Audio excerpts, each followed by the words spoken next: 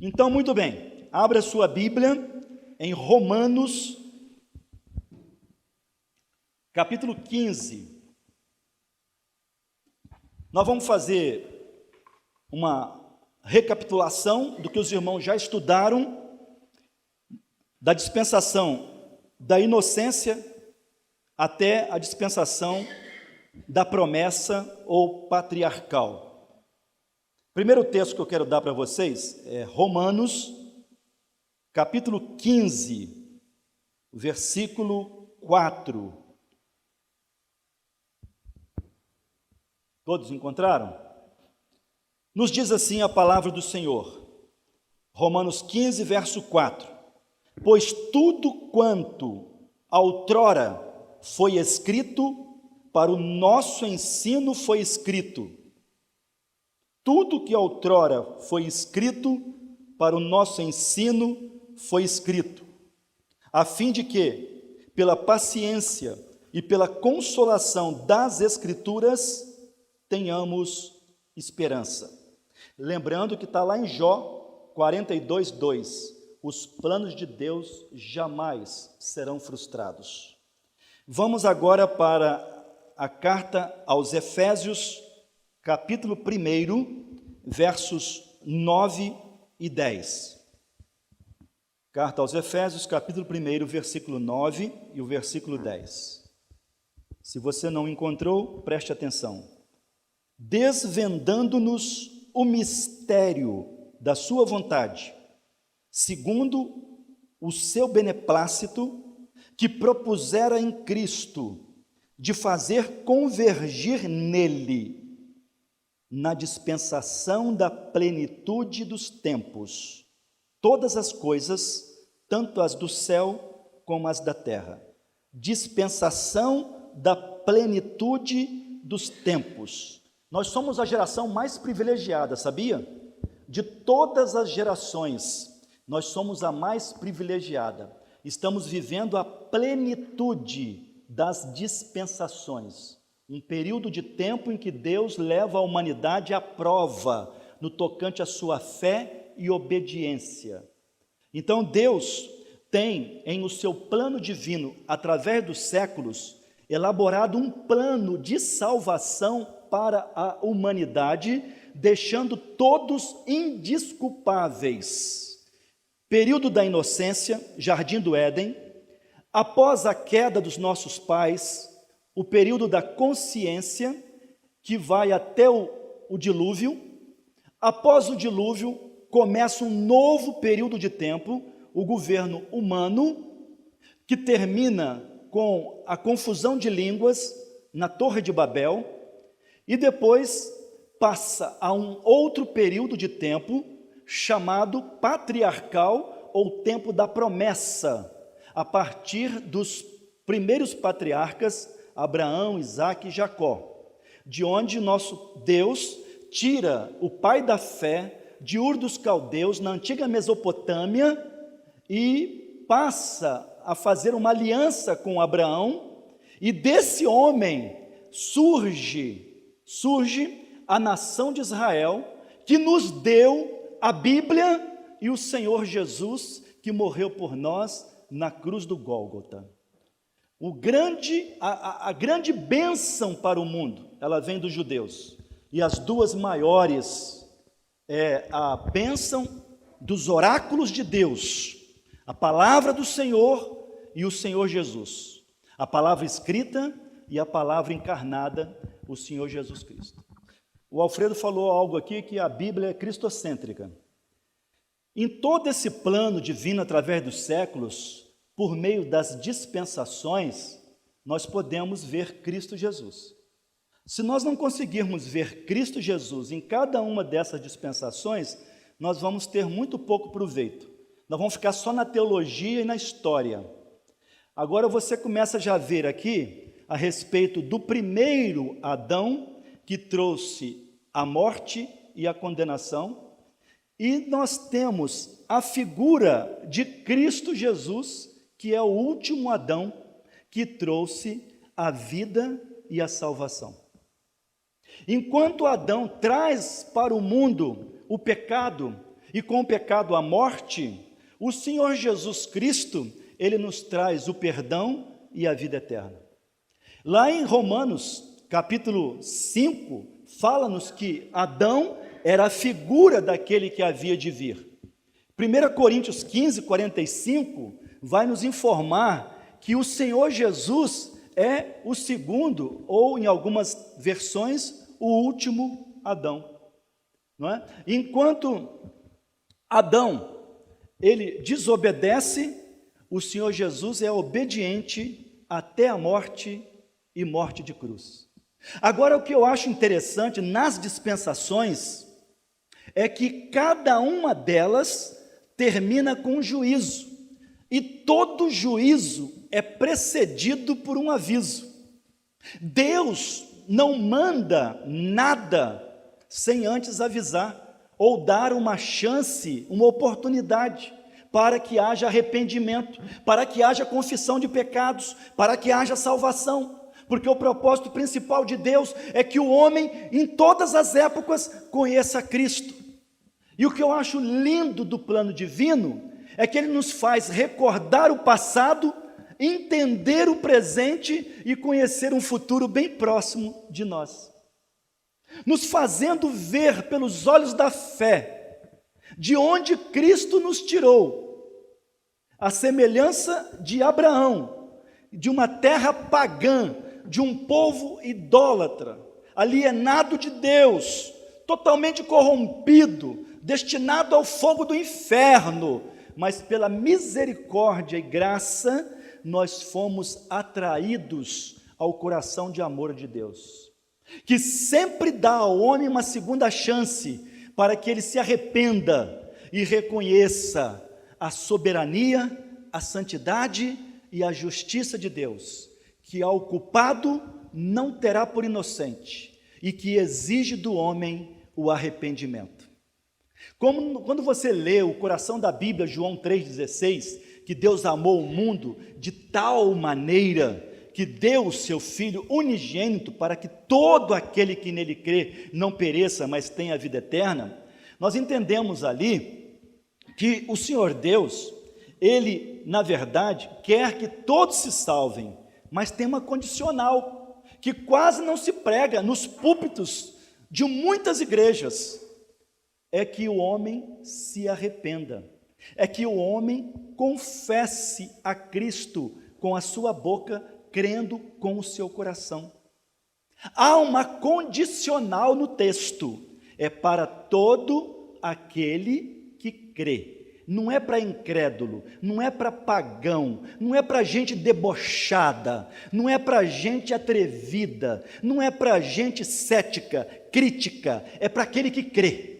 Se você creu em Cristo, tem vida eterna. Se não creu, já está demorando ir para o fogo do inferno. E eu costumo dizer que o inferno ainda é pouco para o cidadão. O inferno ainda é pequeno, é pouco, porque o homem não merece o inferno, não. O homem merece o lago de fogo, que é pior do que o inferno, aonde é um lugar chamado de a segunda morte. A segunda morte.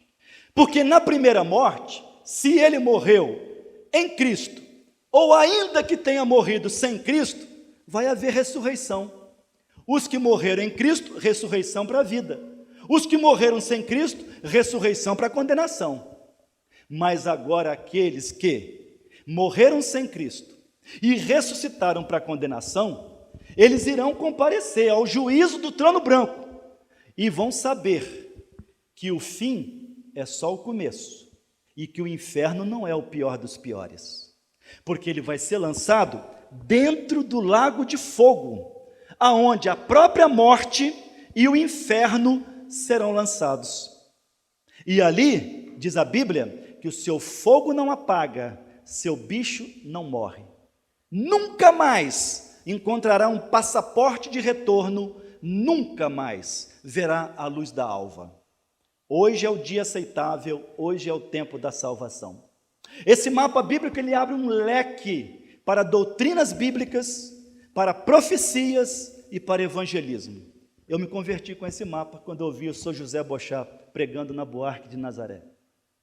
Então, o que eu acho bacana aqui também, da dispensação da inocência, que ela teve um fim, e o fim foi um juízo que Deus trouxe. Expulsou os nossos pais do jardim do Éden. Toda dispensação termina com um juízo, e Deus coloca um anjo com uma espada inflamada, rodeando a árvore da vida, e eu costumo dizer assim, bendita proibição, porque ai do homem, no estado de pecado, sem Deus, sem Cristo e sem salvação, alimentando-se da árvore da vida. Iria viver eternamente no estado de pecado, sem nunca poder ir para a glória eterna, porque no céu não habita pecado. E tem gente pregando que o primeiro pecado originou-se no céu, falando que o diabo pecou lá no céu e Deus o expulsou de lá. Não, não, não. Ezequiel 28 nos ensina que na terra original, no princípio criou Deus os céus e a terra. No versículo 1 de Gênesis 1, Satanás, que não era o diabo, sim, um anjo de luz, formoso, cheio de sabedoria e de glória, chefe de toda a hierarquia angelical, foi colocado na terra original, e aqui, por causa da sua soberba, presunção e arrogância, querendo ser igual a Deus e tirar Deus do seu trono, ele foi destituído do seu posto, foi banido e nunca mais pôde entrar no céu. Nunca mais, nunca mais. Então nós vemos aqui que nessa passagem do período da inocência, nós temos a figura de Cristo Jesus, nessa árvore da vida, que hoje todos quantos creem no Senhor Jesus, como o único, suficiente e eterno Salvador, eles têm o direito de se alimentar da árvore da vida. Tem hora que eu não entendo, por que crente morre de medo de morrer? Se já temos a vida eterna, se passamos da morte para a vida, se nós já nos alimentamos da árvore da vida, se já temos a vida eterna, e Paulo dizia, a vida que agora vivo na carne, vivo na fé do Filho de Deus, que me amou e se entregou por mim. Vivo não mais eu, mas Cristo vive em mim. E aqui então nós podemos conhecer o Jesus já nessa primeira passagem. Gênesis 3,15, por exemplo, dentro da primeira dispensação, uma promessa profética, uma promessa que abre, descortina para nós muitas outras profecias durante todo o Antigo Testamento. Antigo, eu não falei velho, Antigo Testamento. Não use a palavra velho. A Bíblia diz que aquilo que está velho, perto está de quê? A Bíblia diz, aquilo que está velho, perto está de acabar. Acabar. O Antigo Testamento, não. Se você falar Velho Testamento para um judeu, um rabino ortodoxo, ele vai te dar uns cascudos, vai achar ruim com você. Então, no Antigo Testamento, nós temos a passagem de Gênesis 3,15, que da semente da mulher nasceria um que esmagaria a cabeça da serpente. E isso está nos falando do Senhor Jesus, que efetuaria a nossa grande vitória na cruz do Calvário, vencendo Satanás, a morte e o inferno, conquistando para nós a vida eterna, a maior premiação, o maior milagre que alguém pode receber na vida, a salvação em Cristo. Então você tem aqui o Adão, que trouxe a morte, e que figura o último Adão, Jesus, que nos trouxe a vida. Nós temos a promessa de Gênesis 3,15, e nós temos também, irmão André, o valor do sangue nas dispensações, e Jesus sendo manifestado como Cordeiro de Deus, que tira o pecado do mundo. Quando Jesus ele mata um animal inocente, a Bíblia não fala qual animal, certo, Darcy? Mas subentende que tenha sido um cordeiro. E a verdade é que aquele animal inocente prefigurava o Senhor Jesus como o Cordeiro de Deus. E na relva verdejante do jardim, o sangue é vertido, a pele do animal é tirada e a nudez dos nossos pais é coberta. Agora nós temos o manto de justiça e a justificação pela fé em Cristo Jesus. Então é lindo pensar em todo esse plano de Deus, já a partir da primeira dispensação, que nos fala também do Senhor Jesus como nosso Redentor.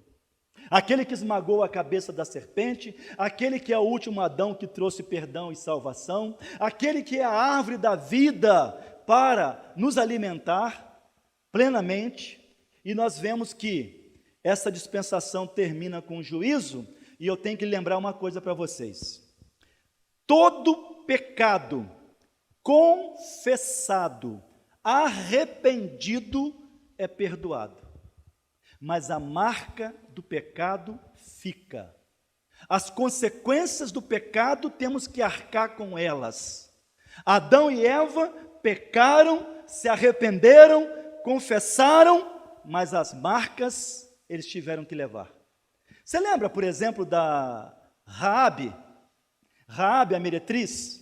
Em todo lugar que se fala de Raabe, vai ter que apresentar o adjetivo, a meretriz. A marca fica. A marca fica.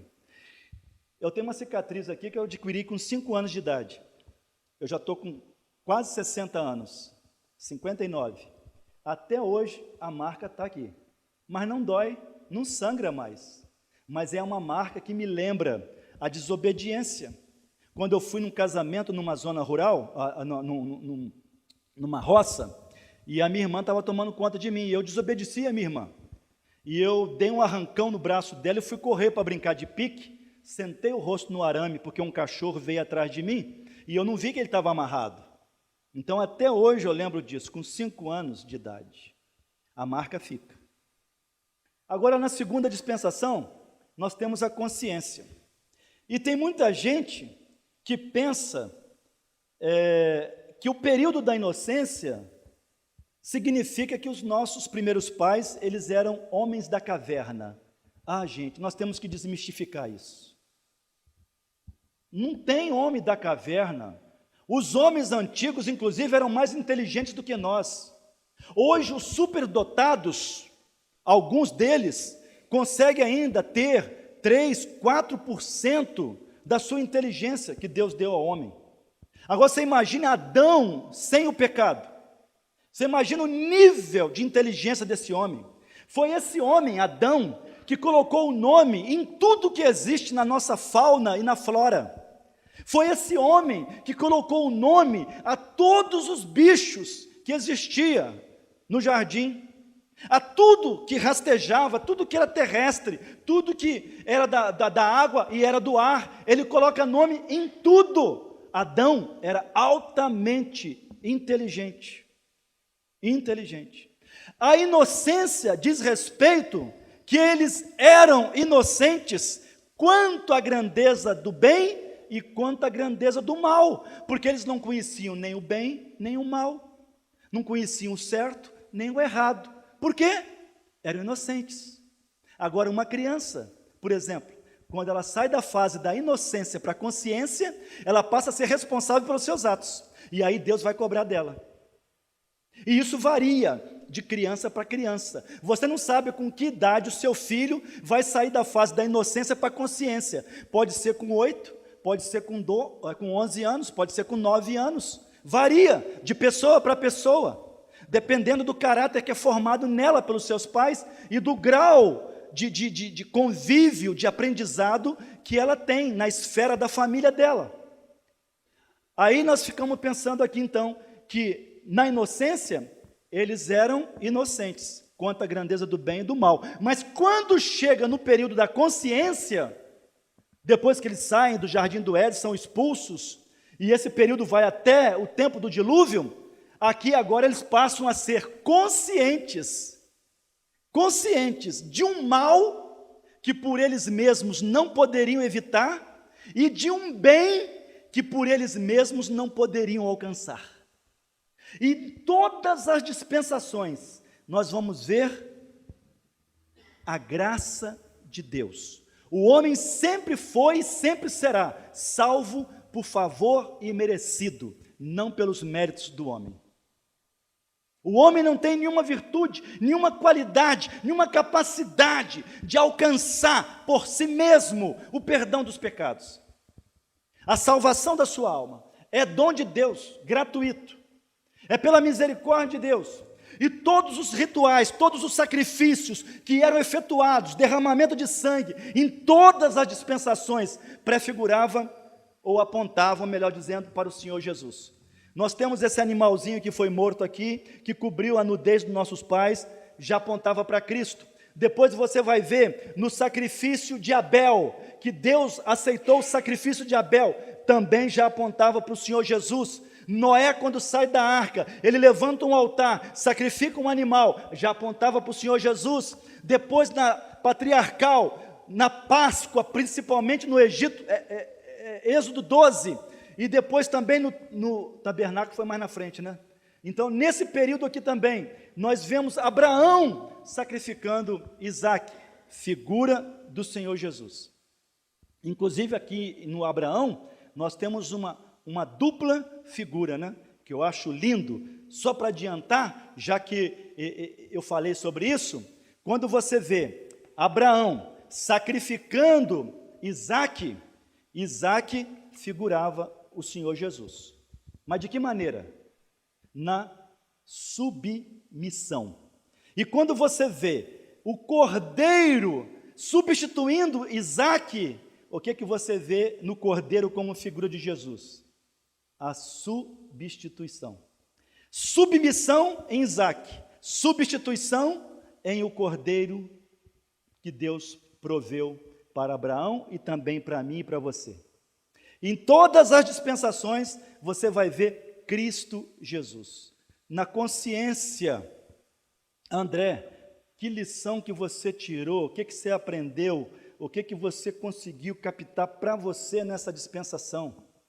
Que é a dispensação da corrupção do gênero humano, até que não houve mais remédio, e Deus teve que trazer o juízo.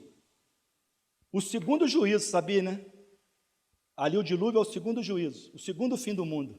Porque o primeiro fim do mundo foi aqui na terra original, com a rebelião dos anjos, a terra tornou-se caótica, mergulhou-se em trevas com o pecado dos anjos. Aí depois Deus faz a recriação da terra em 6 dias, não é? No 7º descansa, e aí começa a história da humanidade, que já vai para quase 6.000 anos, a partir do Éden de Adão e Eva. Porque também existia um outro Éden, sem ser esse aqui, porque a terra original também era chamada Éden de Deus. Lá em Ezequiel 28 vai falar sobre isso. Só que era um reino, não animal e vegetal, mas mineral. Eu no mapa tiraria essa figura aqui, porque ela não compatua com um reino mineral. Se era um reino mineral, não animal e vegetal, então não podia ter rio, não ter verde, não ter árvore. Se você olhar lá em Ezequiel, você vai ver que Satanás andava entre pedras afogueadas, e toda sorte de pedras era a sua cobertura, não é? Os diamantes, topázio, isso, aquilo, outro. Bom, mas deixa para lá. Primeiro, terra foi destruída com a rebelião dos anjos, e a segunda terra foi destruída com a rebelião dos homens, e Deus mandou o dilúvio. De lá para cá mudou-se muito em matéria de tecnologia, informática, robótica, ciência, isso, aquilo, outro, mudou muito. O mundo hoje é completamente diferente na matéria da ciência, da educação, dos meios de comunicação, tudo mais. Porém, o coração do homem é o mesmo. O mesmo coração do homem de hoje é o coração daquela geração antediluviana. O cientista cristão Adalto Lourenço, ele diz lá num dos seus estudos, que ele diz por A e mais B, que nesse período, a geração antediluviana já contava ali com quase 2 bilhões de pessoas. Aí você imagina essa quantidade de gente, vamos dizer lá que tenha tido lá, talvez um pouco menos, não sei precisar isso, mas provavelmente muitas pessoas já haviam naquele tempo, e você vê que só 8 pessoas se salvaram. 2 bi, que ele falou, o Adalto. Eu achei meio estranho, mas eu vou questioná-lo, né?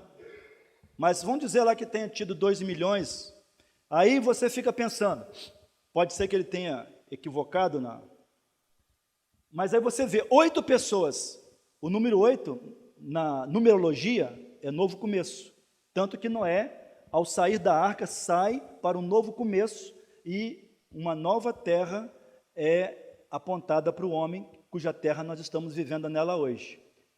E o Senhor Jesus, ele ratifica a questão do dilúvio, desse juízo, como uma figura dos dias que vão anteceder a sua volta.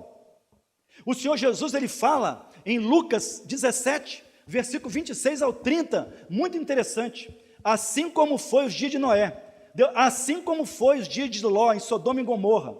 Aí ele fala no verso 30 de Lucas 17, eu me manifestarei nos dias de Noé e nos dias de Ló. O que caracterizava os dias de Noé? É Lucas 17, de 26 a 30. O que caracterizava, Leila e Dadim, os dias de Noé? O que caracterizava os dias de Noé? Resumidamente, violência e corrupção. O que caracterizava os dias de Ló, Sodoma e Gomorra? Promiscuidade e avareza. E o Senhor Jesus está dizendo para nós, dando um sinal, eu me manifestarei nos dias de Noé e de Ló. Está lá em Lucas 17, 30. E Mateus 24, 34, ele vai dizer, não passará esta geração sem que tudo aconteça. Da agora é a última geração que vai presenciar a volta de Jesus. No calendário judaico, estamos com 5.779 anos. Israel está com 70, vai fazer 71 anos esse ano na terra. Uma geração judaica. E nós temos visto que o Senhor Jesus Cristo disse, a geração que visse a figueira brotando na terra, Israel nascendo como nação em 14 de maio de 48, seria a última geração. E nós sabemos que o arrebatamento acontecerá 7 anos antes da volta de Cristo para estabelecer o reino de Deus sobre a terra. E ele já deu os sinais. Esta é a última geração que estivesse vendo os sinais de Israel na terra e todos os juízos que prenunciam a segunda vinda do Messias. Não tem sinal para o arrebatamento, a não ser os sinais que antecipam a segunda vinda e a apostasia, que graça e desgraça a igreja do Senhor. Então nós vemos que os dias de Noé, nós vemos Cristo Jesus, não só nesse altar, no sacrifício que Abraão faz, que Noé faz, depois de, aqui né, já pulei aqui, no sacrifício que Noé faz depois que sai da arca, e pelo fato do Senhor Jesus ratificar esses dias, dizendo que assim como foi nos dias de Noé, há de ser também a volta do Filho do Homem. Indiferença, incredulidade, desinteresse, frieza, descaso, comodismo, covardia, hipocrisia, relaxamento, tudo isso nós temos visto no meio da cristandade e de um mundo ímpio, paganizado. São características dos dias de Noé, sinal claro da volta de Jesus para o reino, que se dirá então para o arrebatamento. Concluindo aqui o resumo então, nós já vimos a primeira dispensação. Eu não me preocupo muito com essa questão geográfica ou teológica, de quanto tempo durou, não sei o quê, não. A parte profética e aplicação para nós hoje. Aí, o juízo foi a expulsão dos nossos pais, o juízo que termina a dispensação da consciência, onde eles agora são conscientes de um bem que por si mesmo não pode alcançar e de um mal que por si mesmo não podem se livrar. Nós temos que o dilúvio veio e destruiu toda aquela geração. Uma outra coisa que me impressiona muito nisso é que Noé tinha tio, tinha tia, tinha primo, tinha prima, os filhos de Noé tinham seus primos, as esposas dos filhos de Noé tinha a mãe, tinha o pai, e também a mulher de Noé tinha família. E eu te pergunto, aonde estão eles? Para onde foram? Para onde foram? Você já parou para pensar, hein? Que Deus não tem neto? Que filho de crente não é crentinho? Que os seus pais que vêm na igreja, que confessam a Cristo, não é passaporte para levar o seu filho, o seu neto para o céu? Se não nascer de novo, vai para o fogo do inferno. Filho de crente vai para o inferno, se não se converter, se não se arrepender dos seus pecados, se não reconhecer Jesus como Salvador. E não adianta vir com esse negócio de trazer filho para a igreja, você tem que levar o seu filho para Jesus, porque a igreja nunca salvou e nunca salvará ninguém. Então nós aprendemos essas coisas e que o juízo ele veio terrivelmente. Uma outra coisa, diz que o prazo médio de arrependimento para essa geração antediluviana foi de 120 anos. Mas 120 anos foi o prazo médio de arrependimento. E Noé, o pregoeiro da justiça, pregou e conclamou o mundo ao arrependimento e falou uma mensagem de juízo que nós não pregamos nos púlpitos das nossas igrejas, porque acha que vai espantar os outros, que vai expulsar as pessoas da igreja. Diziam os irmãos no passado, se os púlpitos falassem mais do juízo final e do inferno, haveria mais gente no céu. Irmãos, qual foi a mensagem que Deus mandou Jonas pregar lá em Nínive? Arrependei-vos! E dentro de 40 dias, Nínive será? Amada por Deus, será perdoada por Deus. Deus não é Papai Noel não, gente. Deus é justiça e juízo. Eu gosto de quando eu ouvi uma pregação do Paulo Alves, que está lá na África, ele falou assim, Deus amou, não amará mais. Jesus não sangrará uma segunda vez, não morrerá de novo na cruz. João 3,16, o verbo está no passado, Deus amou, não amará mais. Agora é a mensagem do juízo. Se você comparar Mateus 28 com o Apocalipse 16, lá vai estar escrito, ide por todo mundo e pregai o evangelho, em Mateus. E lá no Apocalipse, ide por todo mundo e derramai o juízo de Deus sobre a terra. Agora é hora do juízo. Agora é hora de colocar a barba de molho. Agora é hora de ver com quantos paus se faz uma canoa. E chega de pregar a mensagem com água com açúcar, para agradar gregos e troianos.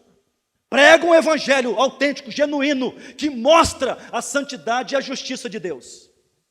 E é isso que nós vemos ao longo das dispensações. Todas elas terminam com o juízo. A dispensação que termina o juízo do governo humano foi a Torre de Babel, de onde originou-se Babilônia, aonde situava-se o Iraque. E lá ainda tem o rio Tigre e Eufrates.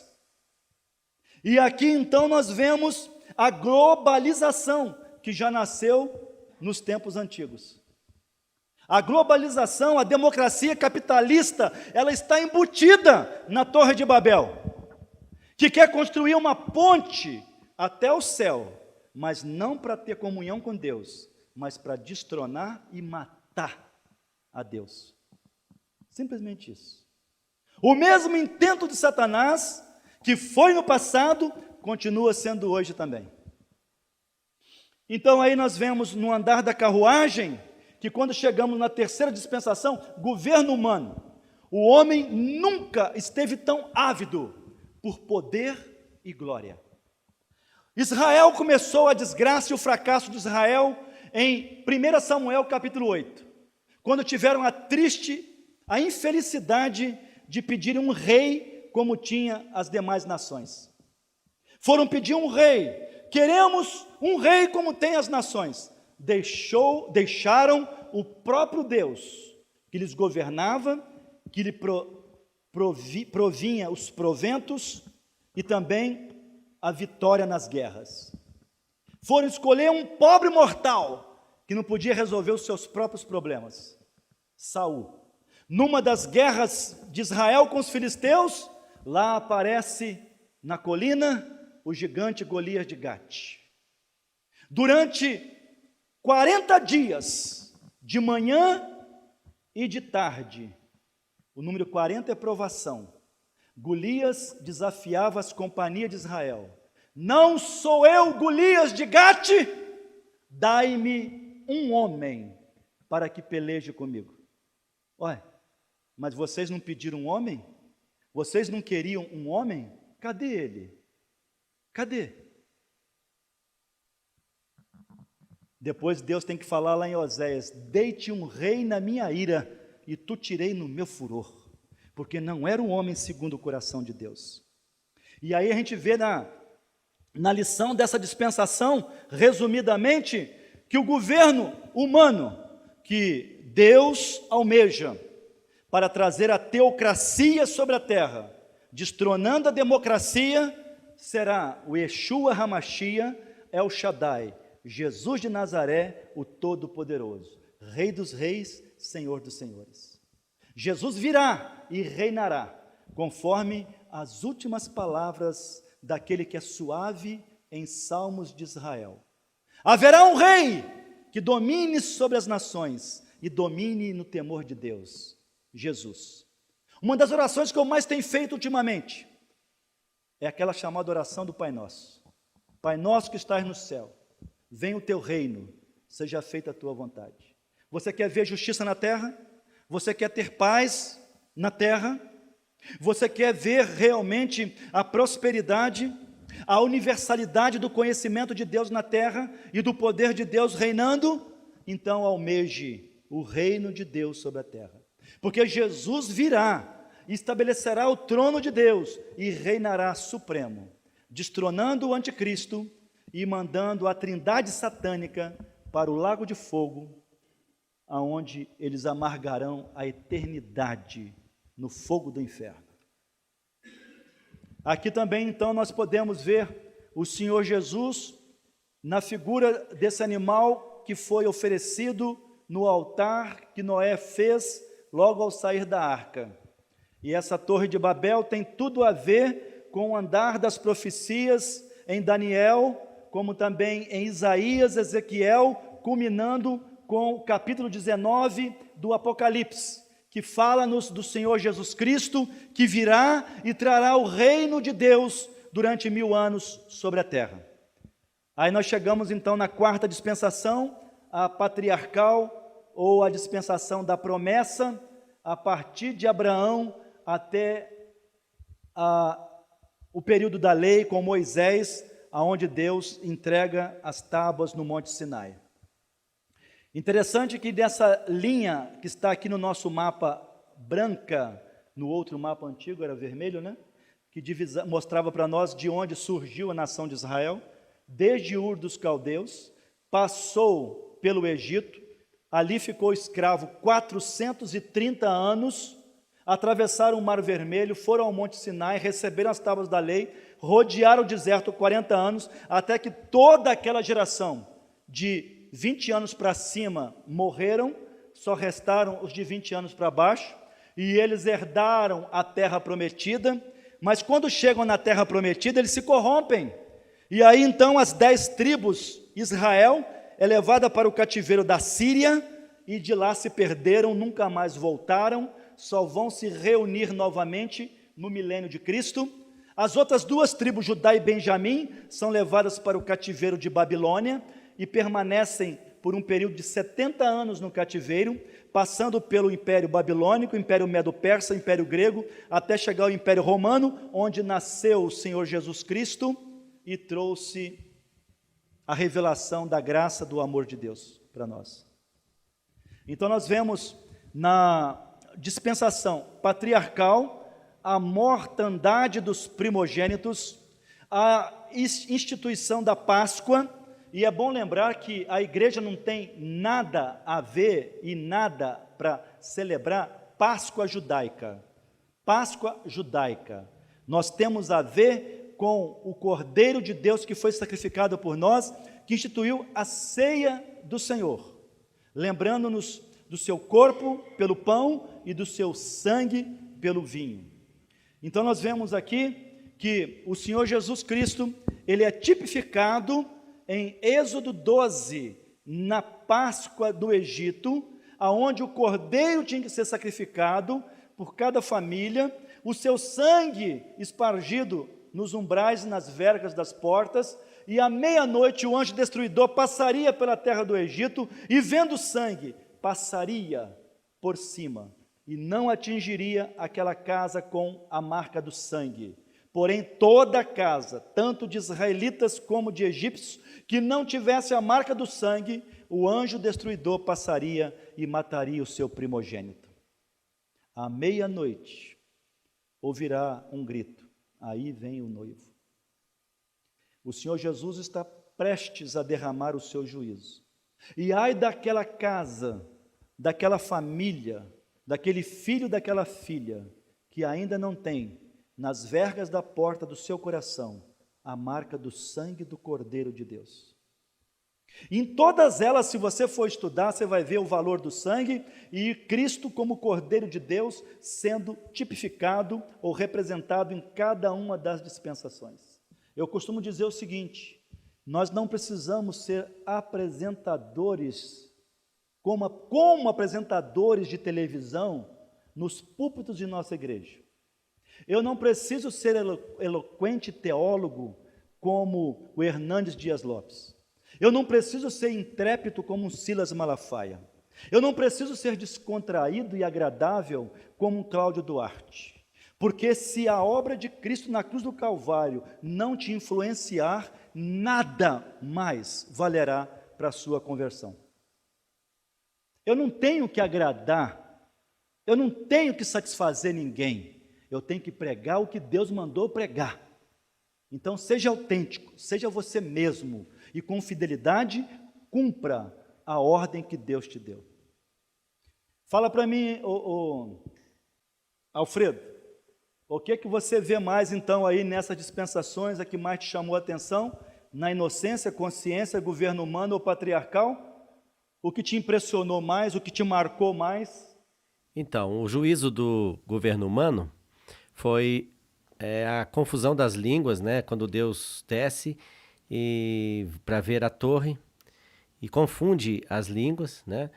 E ao confundir as línguas, ele faz com que as nações sejam formadas cada um, conforme a sua língua, vai se espalhando pela terra e formam-se assim as nações. O que eu acho interessante e que faz ligação também com o juízo dessa dispensação é o que ocorreu no dia de Pentecostes, quando o Espírito Santo desceu sobre a igreja, formando ali um novo povo, um povo de propriedade exclusiva de Deus.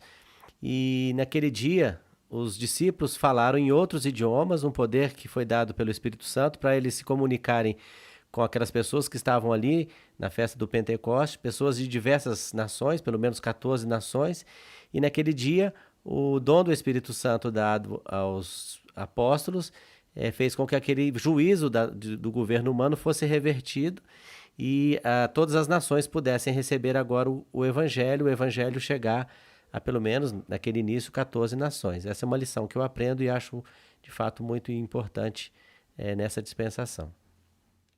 E nós estamos vendo agora, parece que um recobrar dessa confusão de línguas nos bastidores evangélicos. Porque hoje as denominações, as doutrinas que existem entre os cristãos evangélicos e também as versões de Bíblias que nós temos hoje não nos deixam ter a mesma interpretação nem a mesma aplicação de um texto. Porque as versões variadas, elas vieram para trazer confusão e somente proveito financeiro. Porque Deus não é Deus de confusão, mas de paz em todas as igrejas. Tudo que dividir e causar confusão não é de Deus. Existem muitas versões hoje que são puramente comerciais, valor comercial. E elas estão dividindo o povo de Deus, como não bastasse as denominações, né? E eu vejo em tudo isso uma confusão de línguas no meio do povo de Deus, que não fala a mesma linguagem da fé, a mesma linguagem neotestamentária, a mesma linguagem bíblica, os princípios de Deus, que nós não podemos abrir mão. Só para resumir e fechar aqui, fechando, nós temos então 7 dispensações. Das 7, nós estamos na penúltima, E cada uma delas termina com juízo, e essa dispensação não será diferente. Os irmãos vão estudar a quinta dispensação, que é a da lei, que para mim foi a maior, o pior dos juízos que encerrou de todas as dispensações. Para mim foi a da lei. Vocês vão descobrir ali, vão ver qual que foi. E na dispensação da graça que estamos vivendo, já Filadélfia e Laodiceia, na reta final aqui, antes do arrebatamento e de vir o juízo do Apocalipse para o mundo ímpio, também terminará com um juízo. Para a igreja, a dispensação da graça termina com o arrebatamento, mas para o ímpio, ai daqueles que ficarem para trás. Está lá no Apocalipse, né? Sobre a árvore da vida, no capítulo 22. Nós temos direito a essa árvore da vida, que é o Senhor Jesus, porque o Senhor Jesus, ele pleiteou a nossa causa diante de Deus. Ele foi, quando ele morre no Calvário, ele morre pelos nossos pecados e nos liberta até mesmo da natureza adâmica pecaminosa e nos promete nos revestir do seu corpo glorioso. E aí então nós temos acesso à presença de Deus pela graça de Jesus. Todo pecado, toda falta, toda falha que cometemos, nós temos o valor do sangue de Cristo que nos purifica de todo o pecado. Aquele mesmo sangue que nos lavou do pecado original, por muito nos amar, é o mesmo sangue que nos purifica dos pecados diários na nossa vida cristã. Mas alguém perguntou para um pregador, eu quero que o senhor me responda agora, se todos se convertessem, caberiam dentro da arca? Não, mas aí o pregador respondeu para ele, se todos se arrependessem, não precisava da arca e nem do dilúvio. Assim como aconteceu com a cidade de Nínive, todos se arrependeram no pó e na cinza, e Deus poupou a cidade, porque desde os animais até o rei se arrependeram no pó e na cinza, e Deus tirou o juízo sobre eles. Não é? Mas aqueles que não se arrepender, morrerão nos seus pecados, mas para aqueles que se arrependerem, têm o direito à vida eterna, porque Jesus pagou o seu preço na cruz. Resumindo tudo, se você não entendeu nada, fica aqui, com Cristo Jesus, e tem o direito da vida eterna.